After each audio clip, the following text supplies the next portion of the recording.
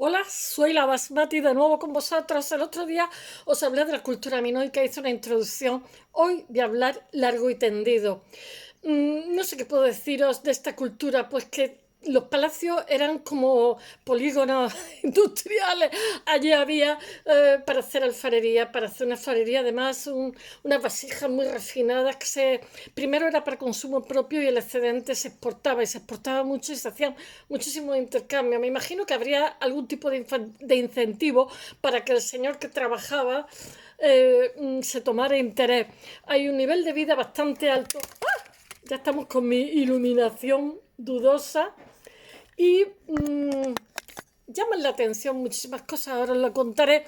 Eh, mm, Se han excavado 5 palacios que son Malia, no Sofaistó, Ajetreada, no me acuerdo, pero en realidad hay 20. Y como os conté el otro día, hay 3 focos en este momento. Desde el Neolítico, la isla de Creta está habitada, seguramente desde el Neolítico inferior. Seguramente serían emigraciones de África, pero no fueron las definitivas, porque realmente Creta está, lo mismo que le pasa a Sicilia, está en un lugar estratégico en el Mediterráneo. Creta en el Mediterráneo oriental controla 3 continentes, Europa, Asia y África. Está a 300 kilómetros de África, 200 kilómetros de Anatolia y 100 kilómetros de la Hélade.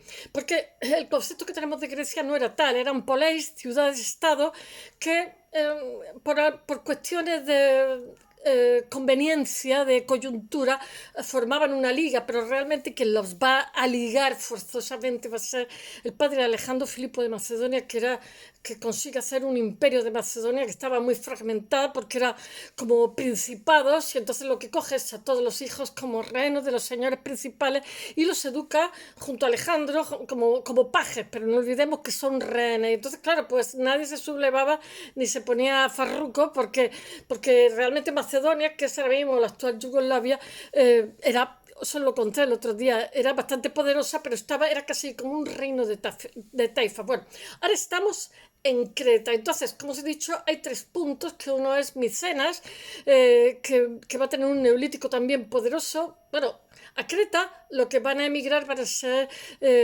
pastores de Anatolia seguramente, o pescadores, de forma intuitiva, ¿no? Creta lo que tiene frente a otras islas, porque la Hélade tiene como 6.000 islas, islitas, de las cuales solamente 120 están habitadas, porque son terrenos muy áridos, como les pasó a las Cícladas o a Santorini. Son lugares donde no puedes cultivar demasiadas cosas porque no hay agua, hay poca tierra de cultivo, etcétera. Pero en el caso de Creta no.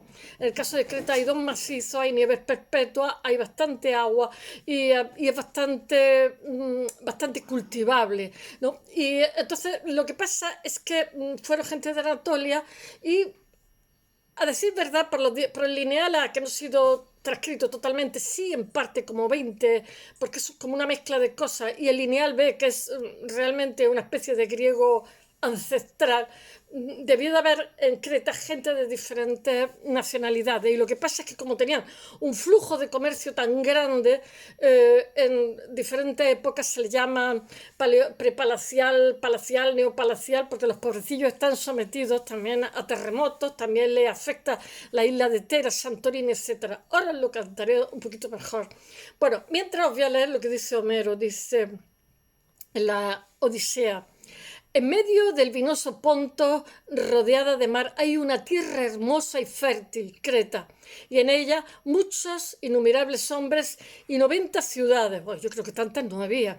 Lo que pasa es que se han descubierto 5, pero realmente 5 palacios, pero que la vida giraba en torno a los palacios, porque ahí es donde se trabajaba y eran también lugar de culto, etcétera, etcétera. Y no tenían ni murallas, ni barreras, ni nada, porque como eran también lugares religiosos, no ibas a robar porque era sacrilegio, ¿no? Allí se oyen mezcladas varias lenguas, pues viven en aquel país los aqueos, los magnánimos cretenses e indígenas, los sidones, los dorios, que están divididos en 3 tribus, y los pelasgos. Sí, eso es cierto, porque el lineal A tiene como mezcla de diferentes lenguas, pero el lineal B sí que fue transcrito por Michael Ventris en 1952, que después tuvo un accidente. Michael Ventris era era muy inteligente, sabía 12 lenguas, pero era arquitecto. Pero para él fue un desafío porque hubo una exposición de Evans y él fue a verlo porque se llama lineal, porque se escribía en barritas de arcilla, entonces no se cosían ni nada. Lo que pasa es que, por ejemplo, en el lineal, que es una forma de escritura, han quedado cosas porque como fueron quemados los palacios, pues se coció la arcilla y nos han quedado por eso. Pero básicamente es como si hubiera una gente que eran como de la Hélade, que hablaban su idioma, y otros en los cuales tenían una especie de ideograma silabario, etcétera, donde todos podían trabajar y hacer, realmente lo utilizan para hacer contabilidad, hacer un censo de la existencia, del estocaje que llamaríamos hoy. Bueno, voy a empezar a contaros Creta de una forma un poco más profunda. Es la primera civilización del Egeo y de Europa, pero no es el primer momento de esplendor del Mediterráneo, tampoco del Egeo, porque están las Hélades. No se acaba de decir que está las Cícladas, perdón, está las Hélades, donde está Micenas, la Hélade, que es el continente, que es la parte de abajo de los Balcanes, está donde está Micenas. Micenas tiene la Casa de las Tejas, que después sufriría un incendio. No es una casa con paja, sino con tejas cocidas. Y que es antiquísima, y sufre un frenazo. Después están las Islas Cícladas, que son de las que os voy a hablar ahora, y después está Creta. Entonces se van como sucediendo, ¿no? Micenas se apaga por lo que sea, su evolución, emergen las Cícladas, que son unas islas en círculo, y que tienen lo que son pequeñitas y lo que tienen un sitio estratégico también, y lo que hacen es mercadear con las obsidianas, pero cuando aparecen los metales se sustituye por la obsidiana. El código Hammurabi es de obsidiana, y entonces pues deja entre que eran pocos, tenían poco espacio, no tenían tierras cultivables, pues su cultura viene a menos, pero es el primer esplendor. Y ahora es cuando emerge nuestra Creta, pero después Creta no se sabe por qué sí y por qué no, en un momento determinado viene a menos, tras varias fases que investiga Evans a finales del siglo XIX, principios del XX, y quien emerge va a ser Micenas, emerge con fuerza.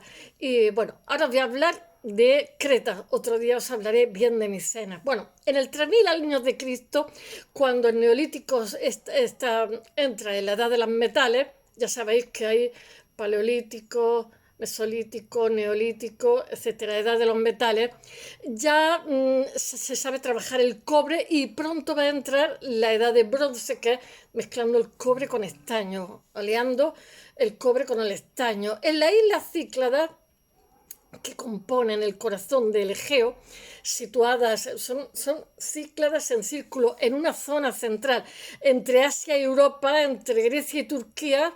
O sea, entre Grecia, sí, yo creo que más bien Anatolia, ¿no? Bueno, no sé, tendré que mirar en el mapa. En ese grupo son muy pequeñas y se desarrolla la primera cultura clásica. Es una producción muy humilde. Se dedican al comercio de la obsidiana, como os he dicho, pero que con la llegada de los metales, pues queda totalmente obsoleto, fuera de mercado. La obsidiana es esa piedra negra con la que se hacían esa especie de mojones, ¿no? Y bueno, ellos también comercian con Creta. Esta cultura es el primer esplendor que hay en el Mediterráneo. Produce figurillas de mármol, terracota. Yo creo que esas figuras se echaban al fuego, porque en Creta también se hacía, que representan a distintas personas sin rostro y con los rasgos del cuerpo absolutamente esquemáticos. Y son realmente las primeras representaciones que se hacen en el Mediterráneo, las primeras representaciones artísticas con entidad en el Egeo, y que anuncian lo que será el esplendor del arte cretense, porque todos se influyen uno a otro. Las Cícladas influyen a Creta, o sea, la isla Cíclada, la cultura esa influye a Creta, y Creta a su vez influye en Micenas, y Micenas a su vez después influye en lo que van a ser las poleis griegas, las poleis de la Hélade. Bueno, estas piezas tan antiguas y a la vez tan modernas, lo que pasa es que suscitan una grandísima fascinación entre los coleccionistas, como os conté el otro día, del siglo XX, que se dedican a rapiñarlas y a destrozar los hallazgos, con lo cual, entre que sabemos poco de la isla Cíclada y después los güeros, que llaman en Perú, se dedican a destrozar los yacimientos, pues ya sabemos menos. porque son objeto de saqueo y se venden en el mercado negro. Y los coleccionistas, la verdad, es que son tan fetichistas que les da igual 8 que 80, porque eso es realmente donde tendría que estar en los museos de donde han sido halladas, porque son de ellos. Bueno, son destruidos muchísimos yacimientos de la época cicládica por los vándalos saqueadores y muchas de estas figurillas se han destruido al quedar en manos de coleccionistas sin escrúpulos que bueno, que se han quedado con ella y punto, para vanidad personal. Provoca que en momentos de esplendor en el Egeo se vea oscurecido absolutamente por la destrucción de una información tan importante que bueno, sencillamente porque sabía que tenía... Es que el momento que robas y tienes compradores, ya hemos estropeado la cosa. Por eso no hay que comprar cosas baratas que no se sabe de dónde vienen. Ahora mismo, para comprar cualquier objeto artístico, de donde sea, los museos están siendo muy tajantes, a Dios gracias, y está yendo a más. Pero es que cualquier pieza para... ¡Uy, por Dios! Ya tengo yo la publicidad. Bueno, cualquier pieza tiene que llevar su currículum, donde sea hallada, por quién, para que pueda ser contrastable, porque si no, como mueven tanto directo, tanto dinero, bueno, gracias al contacto de las Islas Cícladas, que se desarrolló esta cultura entre el 3000 y el 2000 antes de nuestra era, los emigrantes a Rodas y el Dodecaneso, pues en el 2000 nace lo que se llama la civilización nuestra cretense minoica. Bueno, hay diferentes divisiones que hizo Evans y que se han seguido, se han aceptado, porque Evans era un niño rico y bueno, él tenía la fascinación, como le pasaba a Schindler, Heinrich Schindler con Troya, ¿no? Micena. Schindler, o sea, que se creía que Troya ni existió, o sea, que se la había inventado Homero, ¿no? Y Schindler demostró que no. Pero bueno, también se inventó muchas cosas. Y pues tenía la obsesión del rey Minos, el rey, el del laberinto, ya sabéis, la historia de Ariadne y de, en fin, toda esta historia, ¿no? Y entonces pues le puso cretense minoica, que también se inventó lo que quiso, hizo lo que le dio la gana, pero el hecho real es que afloró, hizo salir a la luz la pobre cultura minoica tardó 3000 años en ser conocida por la gente. No, lo que pasa es que metió cemento en la restauración, después se trajo pintores art déco para restaurar y entonces hicieron también unas piezas un poquito art déco. Bueno, vamos a ver. Minoico antiguo, tengo que ver la fecha, o prepalacial, va del 2600 al 2000. Minoico medio, protopalacial, que va de los primeros palacios del 2000 al 1700. Minoico neopalacial, los segundos palacios, que son los más fastuosos, 1700-1350. En torno a 1700 y 300 años después, los palacios, lo que pasa es que son destruidos, no se sabe por qué, se supone que es la isla de Tera, que ¿cómo se llama? Los venecianos le ponen el nombre Santorini, que es por el que se conoce hoy, pero porque Venecia primero es os lo he contado algunas veces, primero es una colonia de Bizancio y después acaba siendo ellos la metrópoli hasta que Bizancio es conquistado por los musulmanes en 1422. Bueno, hay muchos niveles de incendios en muchas construcciones minoicas y parece que hay episodios de destrucción generalizada, pero no se sabe por qué, en varias veces de lo que le ocurrió a lo largo y ancho de la isla. La isla no tiene... Seguramente tendría una flota que la defendería, pero el mero hecho de ser isla ya la hace un poco más inexpugnable que si estuviera en la tierra. Eso por un lado. Y por otro lado, esto es una cultura que tiene muy en cuenta a las mujeres, es muy respetuosa, es una cultura rica, no sé, no tenían grandes ejércitos, siempre que hay frescos, que ellos hacen frescos, pues está la gente disfrutando de la vida, con barcos, disfrutando del paseo, no sé cómo decir. Hay en otras representaciones de otras culturas que los ven luchando, matando enemigos. Ellos no, ellos son vividores, trabajan como fieras, pero es para vivir bien. Bueno, pero tenían también el símbolo de Creta, es un hacha que se llama labri, de ahí viene el laberinto, un hacha con dos cabezas, ¿no? O sea, con digamos, dos filos. A pesar de los episodios de destrucción, poco después, hay muchas cosas que hay que suponerle, porque no se sabe bien qué es lo que pasa en esta isla. Poco después, la estructura arrasada, vuelven a reconstruirse y todavía se reconstruyen con más lujo. Se levantan nuevos palacios que eran, os he dicho que eran como polígonos industriales, porque ahí se fabricaba de todo, y el rey o el jefe o lo que fuera era como el que promocionaba, porque tenían, ellos coinciden con ¿cómo se llama? Los faraones del periodo medio y del periodo nuevo, y coinciden también con Hammurabi, o sea, quiero decir que son contemporáneos de ellos y tienen influencias de ellos, ellos también los influencian. ¿Y qué puedo deciros más? Pues que comercian con ellos también, comercian con Creta, Creta Cuprus, pues tiene muchísimo cobre, comercian con todo el Mediterráneo, se han encontrado cosas de los minoicos por todo el Mediterráneo. Bueno, el caso es que sus palacios se han arrasado y se construyen otros más magníficos y espléndidos que los anteriores. En 1700 empieza la época neopalacial, que es el periodo más brillante de la civilización minoica, que concluye en 1350. Y en 1350 hay otra destrucción masiva, tampoco se sabe por qué, pero en esta ocasión la civilización minoica no se recupera, desaparece de la faz de la Tierra y con ello el lineal A, que no sabemos qué significa. Y entonces lo que pasa es que emerge la civilización micénica. Bueno, desaparece de forma abrupta y repentina y no sabemos cuál es la razón. En la cronología todo parece girar en torno a los palacios, que son como el corazón. No se sabe, mirar, no se sabe si eran principados, porque, como os he dicho, se han excavado 5 palacios, pero hay 20. Y aparte de esos 20 palacios en una isla pequeña, hay villas que son como palacios, imitando a los palacios, en las cuales también se trabajaba. Eh, los historiadores han centrado toda su atención en los palacios y eso indica que donde hay que centrarse es en estos edificios que eran sofisticadísimos, grandísimos, tenían alcantarillas, cuartos de baño, agua corriente, bueno, un sistema hidráulico supermoderno, absolutamente buen gusto, una arquitectura excepcional. Bueno, es algo tremendo. Bueno, los palacios tenían como un patio también gigantesco y se supone que allí se hacía la torocotapsia y después por otro lado los reyes o los señores o lo que fueran, se supone que eran los sacerdotes, los que hacían las procesiones, los que tenían el culto, tenían también en la estancia de él, había como una piscina grande, en la estancia de ella otra piscina, y se supone que se bañaban en un sitio donde se hacían abluciones. Los palacios están repartidos por toda la isla y además se hacen como calzadas, se hacen carreteras perfectamente, y todos los palacios, el más grande es el de Noso, pero hay otros que son bastante grandes. Todos los palacios están cerca del mar para que lo que producían estuviera relativamente, pudiera ser embarcado y se pudiera mercadear con ellos. Bueno, los palacios son, yo que sé, mayas, festos, nosos, agiatriadas, etcétera. Todo en la civilización minoica llama la atención y tiene que ver con los palacios tan cuidadosamente distribuidos por toda la isla de Creta. Y yo os digo que hay más de los que se han excavado. Y debajo de los que se han excavado hay construcciones más antiguas, pero claro, no se pueden tocar.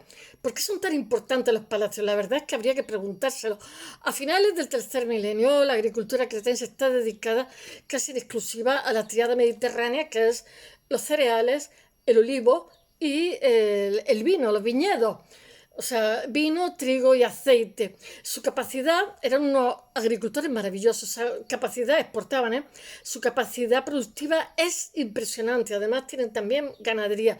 Los almacenes de nuestros pueden acoger hasta 25.000 litros de aceite, porque todo esto los palacios estaban llenos como os he dicho, que era como un polígono, estaban llenos de almacenes gigantescos, llenos de muchísimas cosas, que en caso de sequía o de alguna adversidad podían durante 3 años abastecer a lo que era toda la población. O sea que por un lado les servía para hacer negocio y por otro lado les servía para guardarse la espalda cara a la gente que vivía allí. Bueno, sin contar el resto de almacenes que pueda haber por el resto de la isla de Creta. Las colinas de la isla también acogen rebaños de ovejas, rebaños de cabra, bastante grandes, con los cuales se mercadeaba también, se hacía cambalache, porque en aquella época se hacía muchísimo trueque. Bueno, era una sociedad agrícola y ganadera. Tened en cuenta, tenían también una madera que era endémica de esta isla, no me acuerdo ciprés, no me acuerdo cuál es, que es característico de esta isla. Y también lo vendían, porque tened en cuenta que, por ejemplo, Babilonia, que era un mercado pujante, y Egipto, pues carecían de madera. Y ellos explotan, pues bueno, la carne, las pieles, las lanas, de todo esto. Y Creta produce todo esto mientras todo Oriente Próximo del Mediterráneo Oriental está en ebullición. Hay muchísimo intercambio comercial porque hay diferentes, ya os he dicho que está Oriente Próximo, está Lejano Oriente, Oriente Medio y Oriente Próximo. Yo lo de Oriente Medio lo conocía, pero Oriente Próximo no tanto. Bueno, a finales del siglo III de milenio, la demanda de productos de todo el Mediterráneo Oriental no deja de crecer. Los egipcios ya han erigido las pirámides siglos atrás y están ahora en el Imperio Medio. Los sumerios ya han empezado a levantar los zigurats en la zona de Siria hasta Ebla y Mari, ciudades con infinidad de tablillas que hablan de una sofisticada ciudad con una compleja contabilidad. En Chipre se extrae cobre que mezclado con el extraño genera herramientas de bronce. En el Egeo están las cícladas, como os he dicho, que en este momento están en total decadencia porque la obsidiana que exportan pues ya no les sirve, pero conservan parte todavía de su brillillo que han tenido un esplendor hace poco tiempo. Y después Creta está en medio de todo esto, porque Creta, en el Mediterráneo, hay como ¿cómo se dice? Unas corrientes que son contrarias a la aguja del reloj y Creta está en medio de todo esto. Creta o sea, linda con 3 continentes, como os he dicho antes. En la puerta que conecta el Mediterráneo con el Egeo y se encuentra en un punto cerca de Chipre, cerca de Egipto, cerca de las costas sirias, cerca de los fenicios. Y bueno, las costas sirias lo que pasa es que conecta con Mesopotamia. Y todo este mundo lo que pasa en plena ebullición, en pleno brillo de la edad de bronce, empieza a demandar muchísima mercancía. Y aquí están ellos. Los egipcios y sumerios no producen metales. En Egipto hay oro y necesita importar el cobre, el estaño y tal para tener armas. En Egipto, porque claro, aunque estemos a partir del siglo MIR se está en la edad de hierro, pero no es que de un día a otro, es que las fundiciones, o sea, aprender la técnica de fundición, o sea, conforme más duros son los metales, más se tarda en llegar a ellos. En Egipto y Mesopotamia tampoco hay madera y tiene que ser importada. Chipre es una isla que carece de muchísimas cosas, pero tiene un enorme potencial de cobre, cuprus, por eso es Chipre. Los egipcios y los mesopotámicos pueden ofrecer grandes cantidades de cereal que producen. A partir del 2000 hay un flujo comercial muy intenso. Los barcos son barcos de cabotaje que lo que hacen es que costean. Y los barcos están llenos de mercancía que recorren el Mediterráneo y que hoy resultan sorprendentes la gente como viaja. Y ya os conté del pecio que se llama el urumburu, que fue encontrado en Halicarnaso, ¿no? Frente a las costas de Turquía, sí, en Halicarnaso, que es costa de Asia Menor, o sea, de la costa de Anatolia, y que venía de Oriente Próximo, provenía de Siria, llevaba productos sirios y mesopotámicos y se dirige a Egipto, se carga más y navega hacia Chipre y allí carga más las bodegas, todo esto un barquillo, no os creáis, de no hay menos, un trirreme de estos que tenía una vela y 4 remandos. Pero iban costeando hasta que les pillaba una tormenta, como le pasó a este, y se quedó enterrado y se ha conservado de maravilla. Y su bodega con cobre, y después navega siguiendo al sur a la actual Turquía, hasta que al llegar a Licarnaso le sorprende una tormenta y se hunde. Pero su destino era Creta, o tal vez algunas de las islas Cícladas del Egeo. El Urumburu, que ya os hablé un día solamente de él, queda enterrado en la arena, queda en el fondo del mar totalmente cubierto de arena y se puede, todo esto fue descubierto no sé si en los 90 o por ahí, se puede reconstruir totalmente las bodegas, cómo eran los barcos, iba hasta arriba y cuál era su carga y también la ingente de tráfico comercial que había en el Mediterráneo en la edad de bronce y la cantidad de material que se podía transportar hace 3.500 años. En la bodega había, tengo que leerlo, 6 toneladas de cobre chipriota, 40 lingotes de estaño, ébano egipcio, marfil de elefante y de hipopótamo. Utilizaban los dientes de hipopótamo para hacer cascos porque eran muy duros. Vidrio, ámbar, huevos de avestruz, oro, 1 tonelada de resina de Trevinto, usada para fabricar trementina, vasos de fayenza y marfil, cerámica micénica, esto es un barquillo de nada, ¿eh?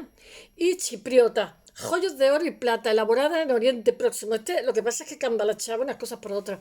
Aprovechando la gran demanda de productos del Mediterráneo oriental y Oriente Próximo, su condición insular, lo que pasa es que en Creta era privilegiada. Y los pastores de Creta, a partir del 2000 a.C., lo que pasa es que empiezan a exportar cereal, pieles, lana, y comienzan a importar productos provenientes, pues claro, todos cambiaban lo que tenían de más, su excedente, e importaban lo que no tenían. E importan productos provenientes del Mediterráneo oriental, gracias a su posición privilegiada. Los minoicos lo que pasa es que se convierten en los grandes mercaderes del Mediterráneo oriental a lo largo de la primera mitad del segundo milenio antes de Cristo.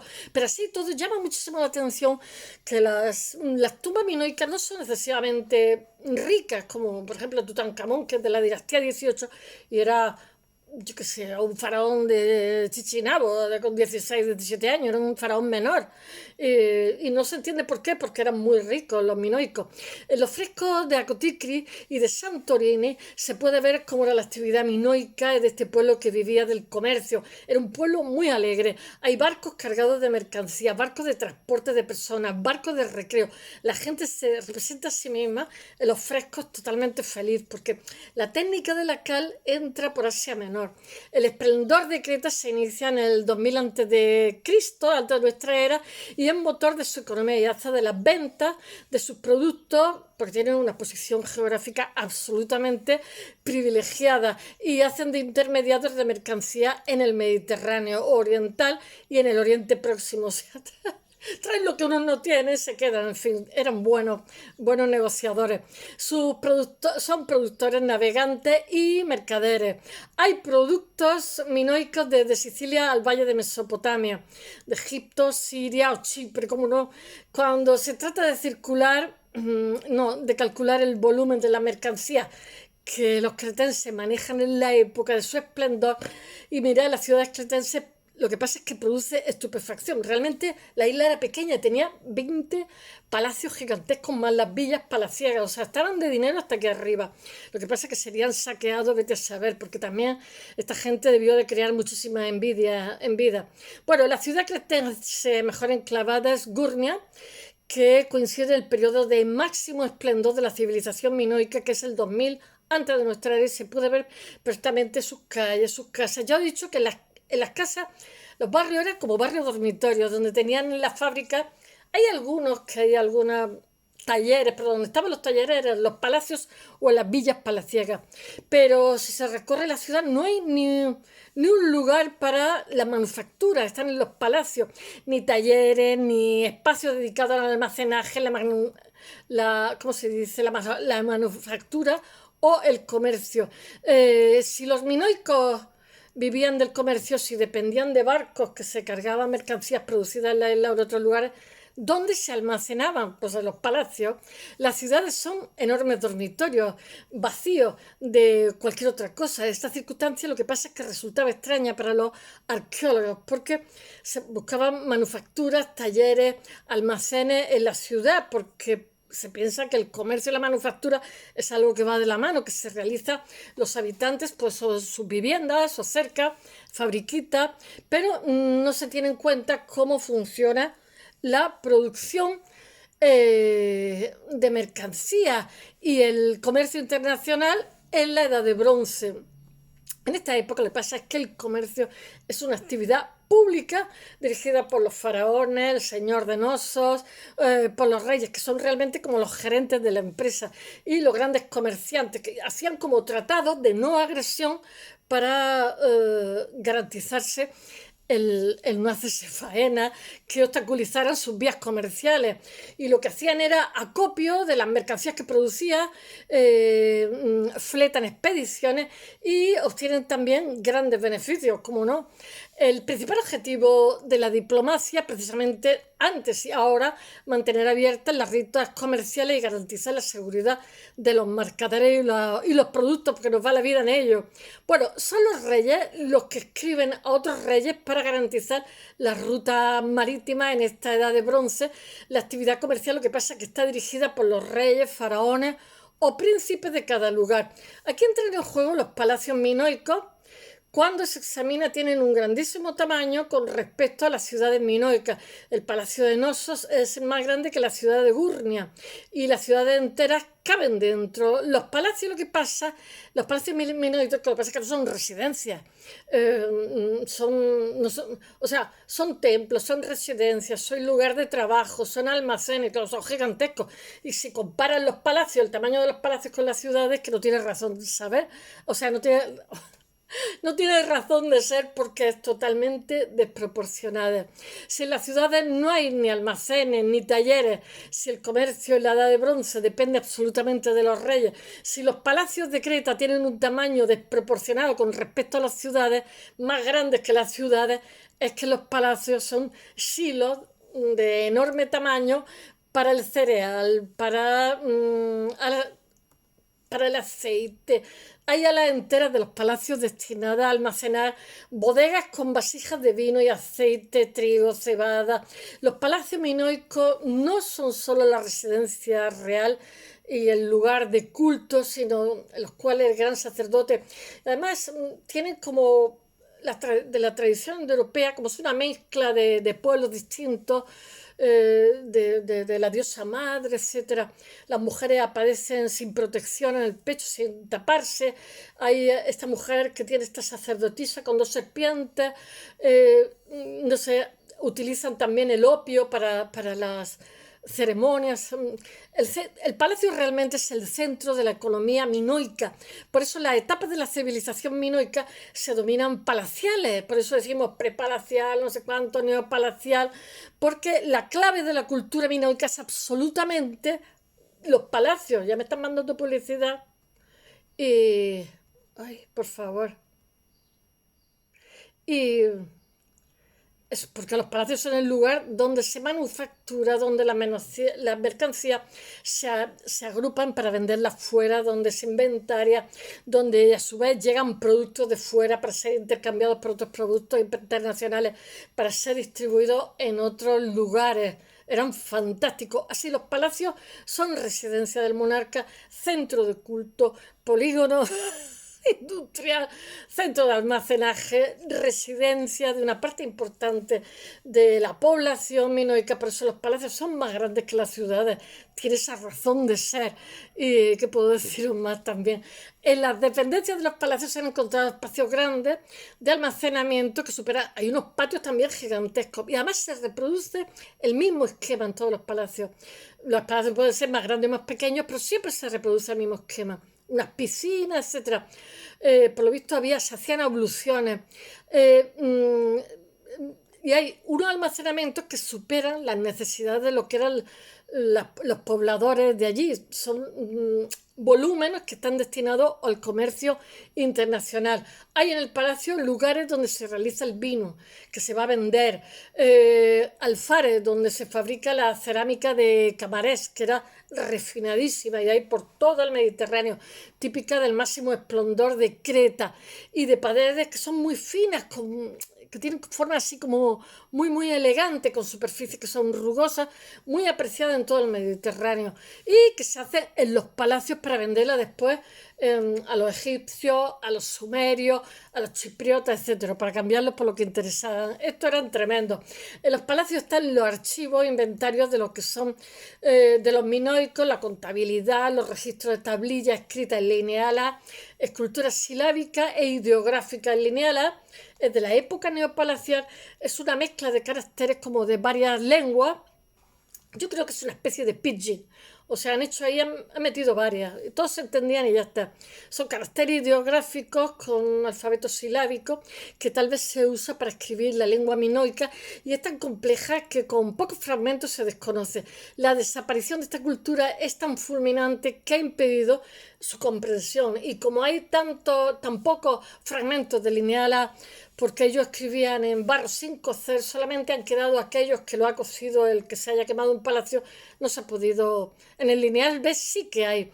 Al usarse los palacios como lugar de almacenamiento y centro de distribución de estos productos, tienen que tener una salida marítima cercana, próxima. Todos los palacios, lo que pasa es conocidos, están cerca del mar, pero no a pie de mar, están a 4 o 5 kilómetros del mar. Ellos sabrán por qué. Conectados a un punto como el de Nosos, cuyo puerto es el del actual Halicarnaso. Me parece que ahora mismo está debajo del aeropuerto.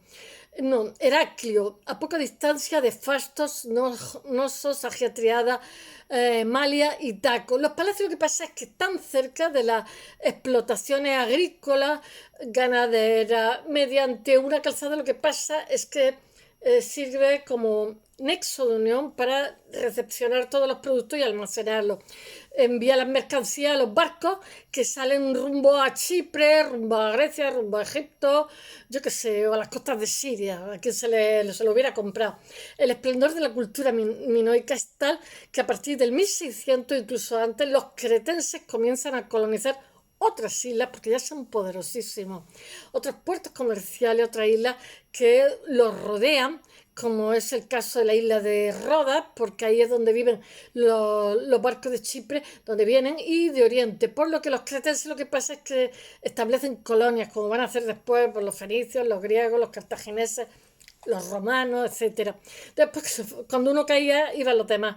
También tienen un importante centro comercial en la isla de Naxos. También tienen una colonia comercial en la antigua Tera, que es Santorini, como os he dicho, que tuvo un incidente que se supone que repercutió porque estaba muy cerquita de Creta, como el del Krakatoa, o sea, se hundió media isla, fue una explosión horrorosa, provocó tsunami, maremoto, bueno, cuya historia está ligada a una nube de ceniza,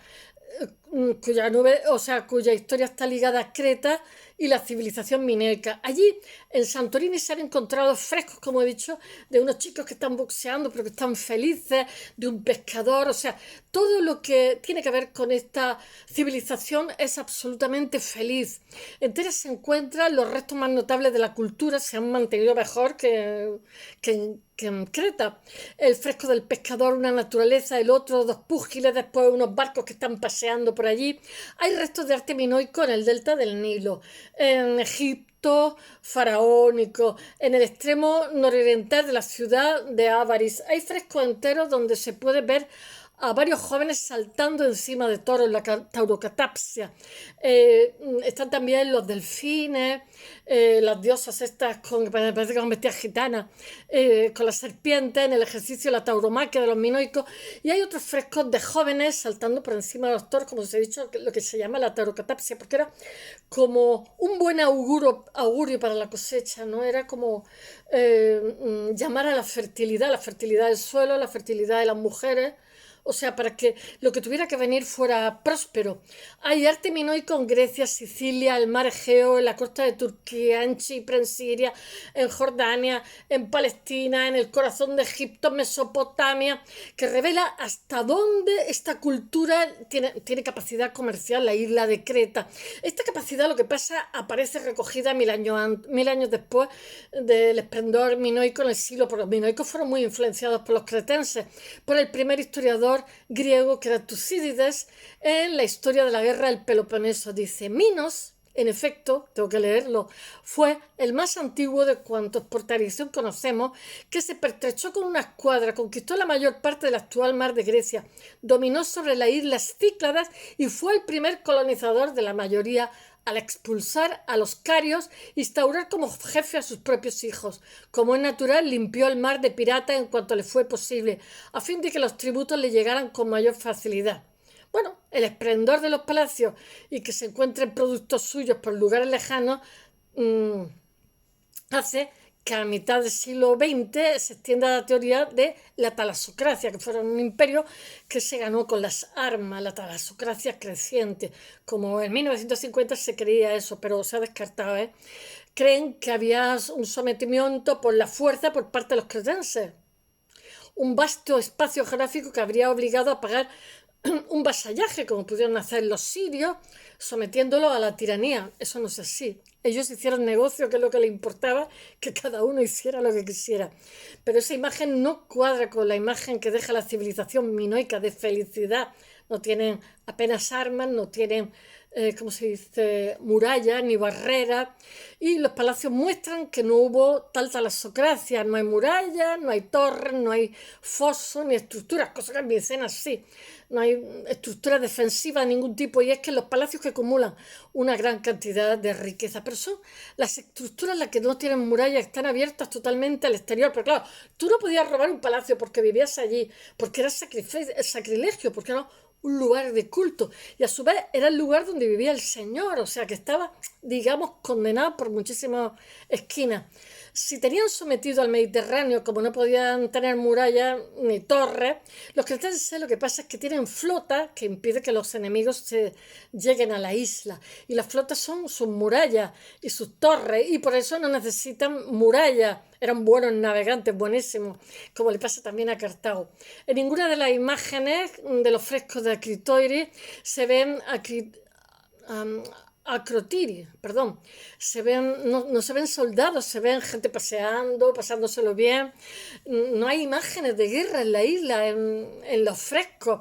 Los barcos son de mercancías con gente desarmada, son barcos de recreo, no hay escudo ni lanza, es un pueblo comerciante y no guerrero. Esa gente no espera un ataque por el mar, no hay escena de guerra ni violenta en el arte cretense. La única escena violenta es el fresco de dos adolescentes en un combate de boxeo, pero son dos adolescentes y se lo están pasando bien. Son dos púgiles delgaditos, y también, yo qué sé, de lucha en el famoso ritón de los boxeadores. No es una... Ellos tienen también la cabeza de los toros, para ellos es muy obsesivo ese tema, son sagradas.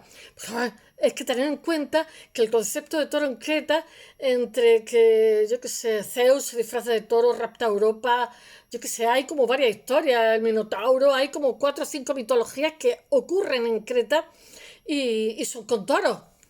Porque el toro es como el símbolo de la fertilidad, porque los toros son los que dejan a las vacas en estado de buena esperanza.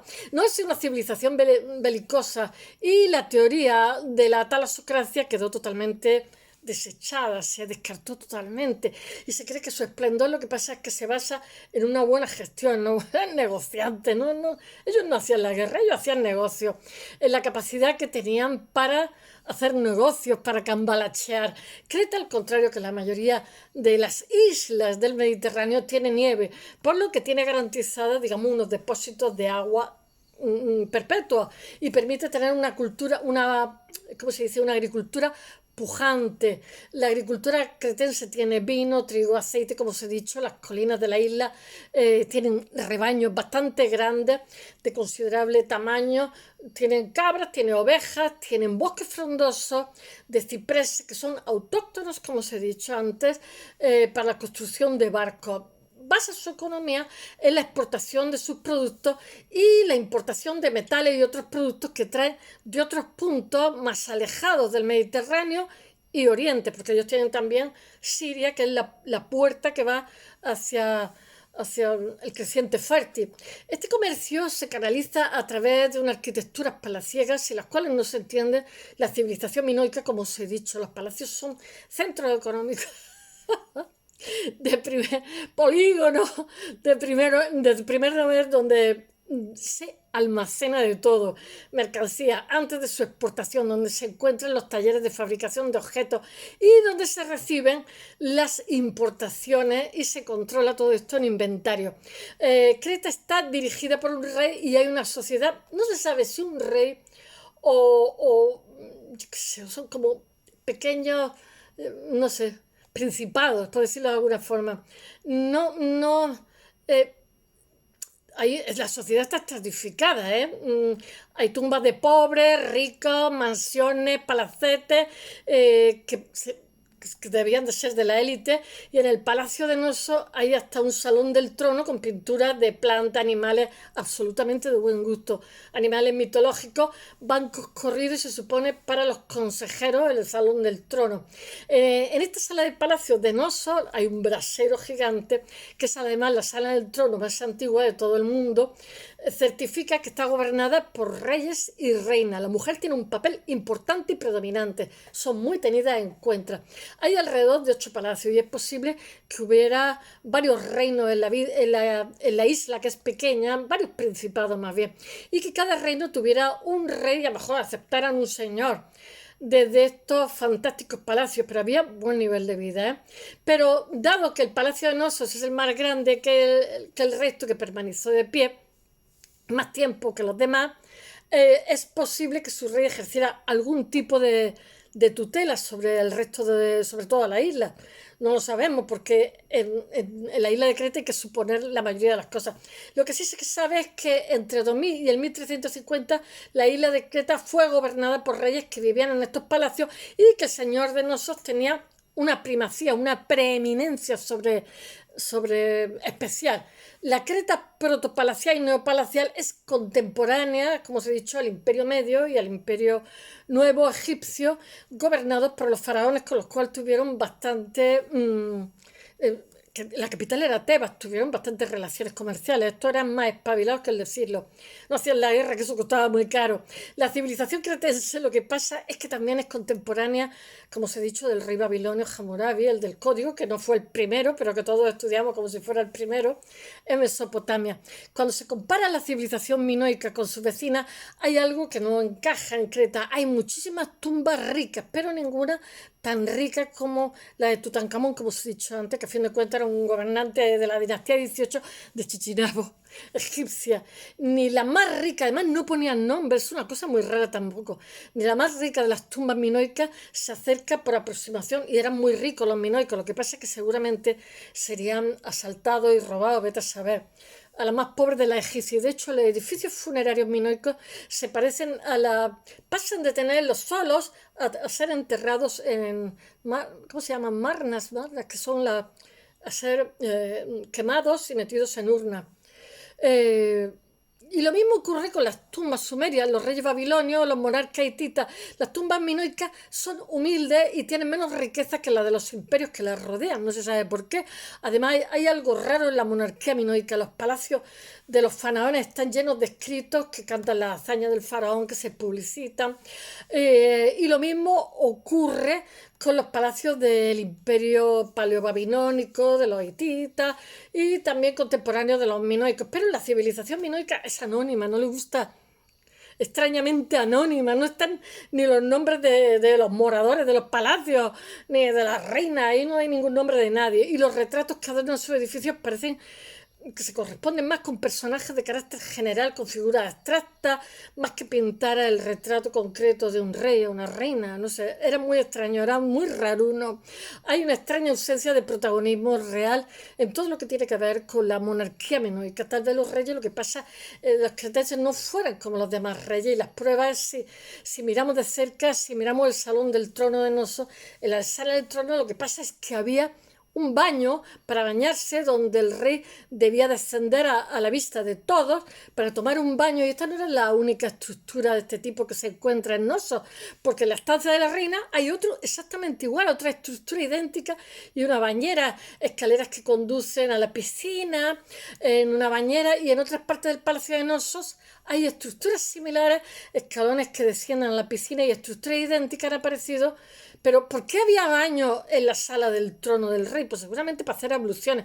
Esto viene de la India. Es que yo creo que es que todas estas culturas tienen una influencia muy, muy oriental. Estos baños no son para lavarse, sino que tenían una finalidad religiosa, purificarse mediante el agua o tal vez otros líquidos antes de presentarse ante la divinidad, tenían que estar puros, igual que las abluciones que se hacen en las mezquitas, los musulmanes antes de entrar a la mezquita, y que es una costumbre muy extendida desde tiempos, yo qué sé, inmemoriales en Oriente Próximo. El hecho de que en la misma sala hubiera un baño en el que el monarca se purifica antes de mostrarse ante la divinidad, lo que pasa es que nos lleva a la tercera finalidad de lo que eran los palacios, estos edificios tan increíbles, que aparte de almacén de las manufacturas, como de producción y de todo tipo de bienes y de residencia real, también era centro de culto de toda la religión minoica, que tenía que ver algo con la taurocatapsia, tenía que ver algo con los reyes, que seguramente serían los sumos sacerdotes.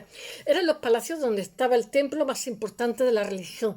El centro del palacio de Knossos hay un patio vacío gigantesco que es inmenso y que se supone que un quinto de la superficie de todo el palacio, que tenía muchísimos miles de metros cuadrados de construcción. El palacio de Festo es como si fuera una corrida de toros, pero no es redonda, es como rectangular.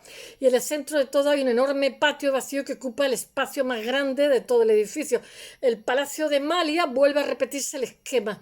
¿Qué hacían para dejar un patio vacío descomunal en medio de un edificio lleno de casas, de gente, de talleres? En esos patios es donde se realizaban las ceremonias más importantes de la religión minoica. Los palacios eran los centros de la religión cretense, mientras que el rey y la reina seguramente serían también sus sumos sacerdotes. Eso les convertía a ellos y a los edificios en sacrosanto y podían ayudar a explicar la ausencia que tenían de murallas, que eran elementos defensivos. O sea, esta gente es que simplemente eran excepcionales. Atacar un palacio, además de un crimen, podía ser un sacrilegio. Y estos rituales con otros participaban jóvenes de ambos sexos. Los frescos de la autocatarsis están prácticamente desnudos, aparecen muchachas y muchachos, dos chicas y un chico que están saltando por encima del toro, están haciendo una pirueta, y eso era como un, no sé, un conjuro para que hubiera, para que lo que tuviera que venir fuera bueno. Y en estos patios inmensos de los palacios se sueltan toros, a lo que las chicas y chicas saltan sobre ellos, que era peligrosísimo, para propiciar la fertilidad del suelo y de las personas. Los palacios son, pues claro, los niños son el futuro. Los palacios son almacenes, residencias, como os he dicho, residencia real y templo. Para eso sirven los baños lustrales. El rey y la reina deben de ser los sumos sacerdotes de la religión minoica, y el respeto por la religión, lo que pasa en el palacio, lo que pasa es que hace innecesarias las torres, las murallas, porque atacar el palacio no es un crimen, sino un sacrilegio, porque es una zona sagrada, porque es un territorio sagrado. Así pues, hay que empezar a hablar de la religión minoica, cuyas ceremonias cumbres saltar sobre los toros. Las chicas se representan muy blancas, los chicos como muy morenitos. Sabemos el sexo de ellos por el color de la piel que le ponen.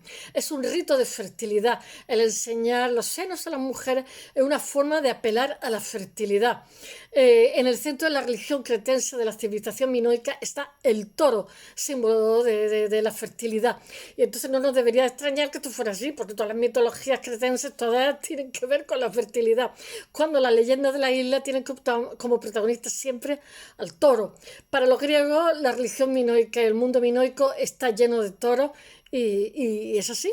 Y la economía, lo que pasa es que se basa en la agricultura, se basa en la cría de ganado, en una cultura que depende de la fertilidad del suelo y depende también de la fertilidad de los ganados para que sus rebaños prosperen y puedan ser exportadas esas pieles, esa carne, etcétera. Es muy habitual en el Mediterráneo relacionar un animal físicamente potente como el toro con la fertilidad.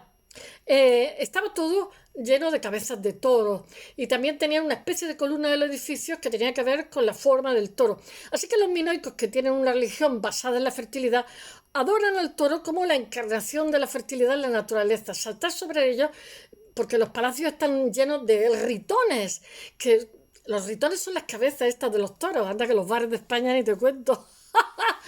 Como símbolo máximo del toro están los cuernos. La arquitectura minoica está llena de cuernos, de toros simbólicos que adornan todo, absolutamente todo. Las cornisas, las puertas, las ventanas, las puertas de las casas, y que reciben, claro, porque lo mismo que los esos leones que ven en las puertas de, los, de la zona yo qué sé, Babilonia y tal, para que no entraran los malos, tal, pues esto, cada uno tiene sus fetiches para evitar el mal rollo. Reciben el nombre de cuernos de consagración porque tienen un carácter religioso de consagración, de protección, para aprovechar también la fertilidad de las personas que viven en esa casa, en esos palacios, y forman parte indisoluble del arte minoico al estar repartidos por todos los huecos de esta cultura. Por todos sitios hay o símbolos de cuernos o ritones, en fin. Además del toro y los cuernos, el otro gran símbolo de la civilización minoica es el hacha de los dos filos que os lo he contado, que es el ibris. ¿Es el ibris? No me acuerdo cómo se llama, que está relacionado con la talla de la madera del ciprés, uno de los puntos fuertes que es de la economía minoica, que se exportaba y que sirve también para hacer los barcos, como os he contado. El labris, del laberinto, viene de ahí, y que es de origen de la palabra laberinto, que ha pasado a la mayoría de las lenguas europeas y que proviene de la leyenda del Minotauro, que no la cuento porque si no aquí me dilataría hasta mañana, y que proviene del palacio de la doble hacha que es Creta. El tercer elemento de la religión minoica es la diosa de la serpiente. Ya sabéis que la medicina y la farmacia tienen unas serpientes, que es el conocimiento. El conocimiento puede ser peligroso, pero también sanador, ¿no? Y en Yemen ponen, que eso es pre-musulmán, en todas las casas nuevas que hacen, les ponen dos serpientes que están corriendo por la puerta de las casas, que es como que te protegen, ¿no? Debía ser la principal divinidad de la religión minoica y viene a representar el arte minoico. Es una mujer representada según los cánones de belleza minoica, con una cintura muy, muy, muy estrechita, con el pecho al aire, yo qué sé, y una falda que es complicada, lujosa, y las serpientes que llevan en las manos. Es muy oriental, las manos y que lo están subiendo ahí por los brazos. Es una diosa de la fertilidad y su culto debe estar relacionado con el culto al toro, porque es la fertilidad lo que más le obsesiona a los cretenses minoicos. En las viejas religiones mediterráneas la serpiente no es un animal negativo, todo lo contrario, como es nuestra serpiente, que San Jorge la mata, que realmente San Jorge no es santo, que es de la Capadocia, porque la serpiente es símbolo de renacimiento, de eterna juventud, porque los hombres y las mujeres de la edad de bronce ven en la serpiente cuando tiene la piel cuarteada, que hace una metamorfosis, muda la piel y otra vez es joven y flexible. Las serpientes son símbolo del renacimiento, del rejuvenecimiento y la fertilidad, y representaciones de diosas de serpiente por todo tipo de soportes y materiales en esta isla. Y los bailes que acompañan a las ceremonias, lo que pasa en las ceremonias religiosas, que pueden incluir episodios de manifestaciones así como en trance, pero se tomaban opio porque está allí representada la dormidera, o sea, la sacerdotisa, y que entraba en éxtasis, pero claro, estaba en éxtasis porque tomaba opioides, porque las sustancias alucinógenas están también representadas, no lo hemos inventado. Utiliza el opio porque en algunas de las piezas talladas lleva el símbolo de la dormidera y es probable que se use para la alteración de conciencia, si no es bastante difícil. O sea, se puede fingir, pero para fingir bien, si estás colocado, se finge mejor. En el sarcófago de Agiatriada está representado un señor y delante está el dueño y recoge la ceremonia de honor al difunto, que consiste en el sacrificio de un toro, y entonces un hombre toca una flauta doble, ese símbolo que hay en Grecia. Tienen también el crótalo, que es como unas castañuelas, y su ayudante es su mujer, y prepara los instrumentos para el sacrificio. A su lado está la suma sacerdotisa, y lo sabemos por el tocado que lleva así tan complicado que lleva en la cabeza, y por el vestido tan elaborado, y porque él tiene al toro preparado para cortarle la yugular y recoger la sangre en un cuenco, en unos cántaros que luego serán depositados delante de la tumba del difunto. Todos son sacerdotisas, los hombres son músicos y otros llevan ofrenda al difunto. Estos actos religiosos, lo que pasa es que están dirigidos por mujeres. El sacerdocio debería ser femenino. En la responsabilidad de los cultos de la región minoica corresponde a las mujeres. Su principal divinidad es la diosa de las serpientes, como os he dicho. Cuando aparecen divinidades siempre son mujeres, y cuando aparecen representaciones de culto, las que aparecen son mujeres. Afortunadamente, todo esto tiene que tener algo que ver con los europeos, porque representaban mucho a la diosa madre, a la tierra. Las mujeres con el seno desnudo es el contexto religioso, y en el mundo minoico no hay murallas, ni torres, ni escenas militares en sus frescos, en el que están gobernados por una especie de teocracia gobernada por el rey y la reina. Ha hecho pensar a muchos expertos que Creta era una especie una época, una especie de mundo idílico, del mundo pacífico y feliz, con igualdad entre sexos, donde las mujeres desempeñaban trabajos que eran como importantes en la religión y en la política. Un mundo sin guerra, ni preponderancia, ni hambre, pero tal vez se hace una imagen exagerada, o al menos eso se pensaba hasta la década de los 90 del siglo pasado. En 1990 se excavó un diminuto templo de 7 kilómetros a 7 kilómetros de Nosos, eso lo cuenta Eva Tobalina, en un templo que es insignificante, que se llama Anemospilia. Lo he tomado porque me ha parecido muy interesante, porque estamos en un mundo idílico, 1700 años antes de Cristo, un pequeño templo con 3 salas y que fue destruido en 1700 cuando hubo un terremoto gigantesco que se derrumbó y fue consumido por las llamas. Este terremoto tuvo lugar en medio de una ceremonia religiosa. Los arqueólogos encontraron la sala, una de las ofrendas, que está llena de vasijas, otra sala donde estaría la imagen de la divinidad y una tercera sala no identificada hasta ahora de la religión minoica, y dentro del templo los arqueólogos lo que pasa es que encontraron 4 cadáveres. Uno de los cadáveres, un hombre de mediana edad, debió de sentir el terremoto, intentó salir corriendo, pero le pilló. Cuando intentó alcanzar la puerta, le cayó una roca encima y lo mató ahí, dejándolo muerto en el vestíbulo. Los otros 3 aparecieron muertos junto a las otras salas. 2 de ellos son varones, pero otro era mujer. Tenía unos 30 años y uno de los varones era mayor de 30 o 40. El segundo era un adolescente de 16 años. Terrible. La mujer y el hombre murieron por lo que les cayó encima, mientras hacían una ofrenda, pero la ofrenda era el niño. Pero los huesos del adolescente sorprendieron a los arqueólogos porque había perdido la mitad de la sangre antes que el edificio se cayera encima. Mientras que el hombre y la mujer fueron abatidos por el techo, el chico ya tenía los pies y las manos atados y yacía muerto sobre el altar de sacrificio, o sea, hacían sacrificio humano. El hombre y la mujer acababan de cortarle el chico que se encontró en la habitación. Seguramente la mujer recogía su sangre en un recipiente cuando estalló el terremoto, matando a los 2 sacerdotes porque el niño ya estaba muerto. Con seguridad se sabe que los minoicos realizaban, pero era algo excepcional y desesperado porque en ese momento estaban teniendo terremotos, estaban ocurriendo cosas espantosas en la era protoparcial de 1700, o era algo habitual en su mundo idílico y perfecto que creíamos ver. En realidad, Creta sustentaba sobre los sacrificios de adolescentes, como contaba la leyenda del Minotauro. Pues es algo que nunca sabremos. Espero que os haya gustado. Espero vuestras opiniones. Hasta mañana. Bye.